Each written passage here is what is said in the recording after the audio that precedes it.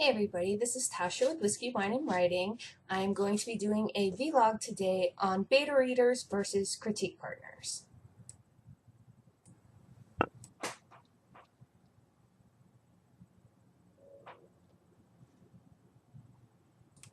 Let's start with the best people ever, critique partners. Critique partners are by definition partners. That means that you're giving as much as you get and vice versa. You need to find a critique partner who's going to put as much work into your manuscript as you're willing to put into theirs. If your partner is taking the time to line by line edit your manuscript, go through characterization, plot holes, and everything else, you need to find the time to do the same. Otherwise, it's not fair to your partner because they're putting in 100% and you're not. If you don't have time to one-on-one with a critique partner, but you need feedback on your work, that's okay. For instance, I have a critique group, Walrus Writers Unite, and every Sunday we meet on Skype, and each week we take turns giving a chapter or a short story or something that we want critiqued. We all give our critiques, email them back, and then talk about them on Skype.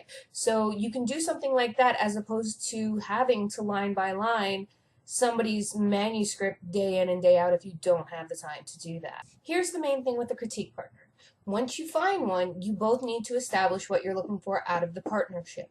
You need to figure out what you want, when you want it, and what your time frames are. So if you want somebody that you meet with once a week, that's fine. If you want somebody that you're talking to daily via email or some IM client, that's fine too. Just make sure you both know what you want and you both hold up to your end of the deal so that the partnership is an equal one and you're both getting what you're giving. Because once you do that and you find that critique partner that you can talk to and you can figure things out and you know things happen, you're going to be so surprised how far your manuscript comes in that time.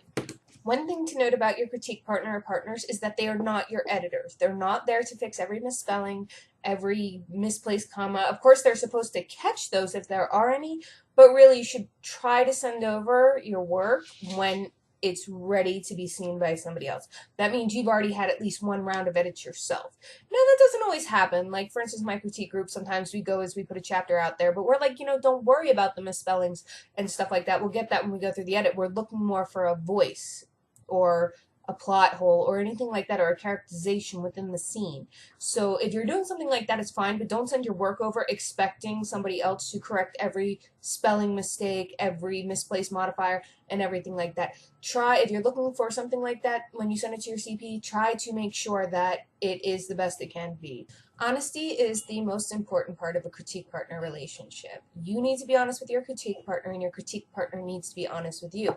The only way to find out if something isn't working in your manuscript that you may overlook because you've read it so many times is to have somebody else point it out to you.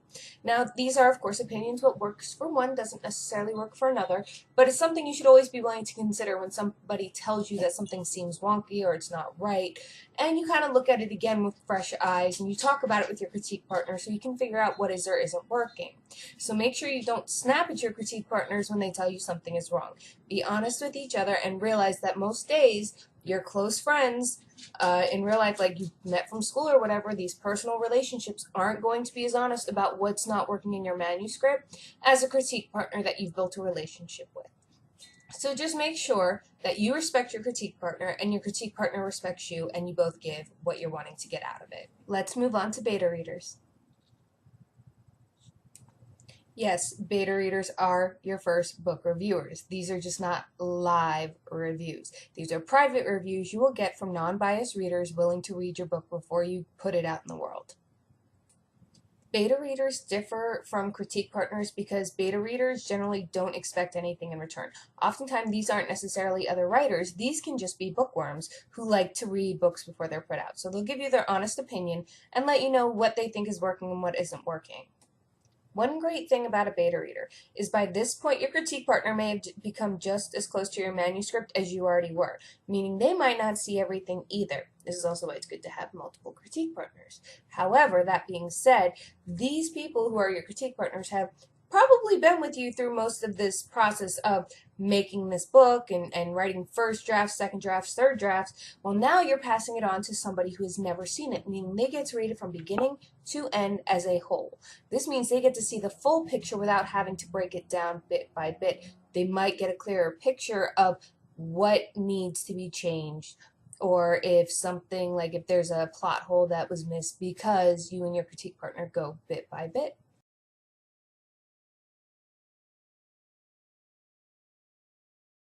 Beta readers should never ask for you to pay them. There are so many great volunteers out there, generally bookworms, who just kind of want to get the story before it's out. So make sure that, you're finding the volunteers and not the people you have to pay, because as a beta reader, they shouldn't be asking for money, and as an author, you shouldn't be paying a beta reader. Keep in mind, beta readers are not critique partners. They are not there to give you in-depth feedback. This is to give you the feedback as a whole overall view of your novel. My opinion is yes, you do need both. Why? Critique partners read your work as a writer. As another writer, they're looking to see the mechanics and the breakdown and the cogs turning and all that stuff. Now, beta readers are reading it as readers. So you're going to get both aspects, reading it as a writer and reading it as a reader, and there is a big difference between both. So having both for your manuscript is going to be loads of help.